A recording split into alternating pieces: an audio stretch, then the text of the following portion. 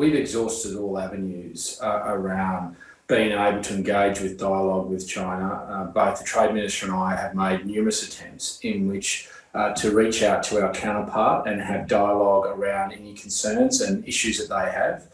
We've been thwarted at every attempt. There has been mounting evidence that this has more to do around geopolitical issues and our sovereignty and decisions we've made around our sovereignty and our principles and values here in Australia rather than technical trade matters. Therefore, having exhausted all that, we've made the decision after consultation with the grains industry that we should continue on in following the processes and procedures that we signed up to, not only through our bilateral agreement with China, but also through what we signed up with the WTO. And we intend to go to the independent umpire, the WTO, and ask them to arbitrate this, because we strongly and vigorously will defend the fact that we have not dumped barley into the Chinese market, nor do we subsidise Australian farmers. In fact, of the 37 OECD countries, there is only one country that subsidises their farmers less than Australia.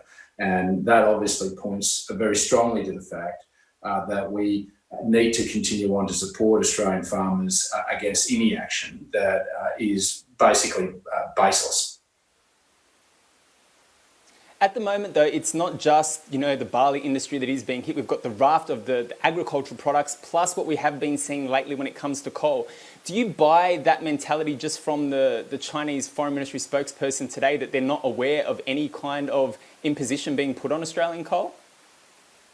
Well, that's where it's important that not just officials, but actually government members come out from China and start dialogue. That is a protocol in which we have all signed up to under the CHAFTA agreement, but also under the WTO agreements, is that formal notification will be held at official level and above. And it has now got to a juncture after mounting evidence, not just on agricultural products, but now coal, that it's imperative on Chinese government to come forward and to rectify these allegations that are starting to mount as a result of their actions being not about trade technical issues, but in fact around our sovereign issues that we will not compromise on. We would not ask another nation to compromise on their sovereignty, and we don't expect any other nation to ask Australia to relent on its sovereignty. If they do, they're going to be sadly mistaken, and they need to be very patient, because it won't ever happen.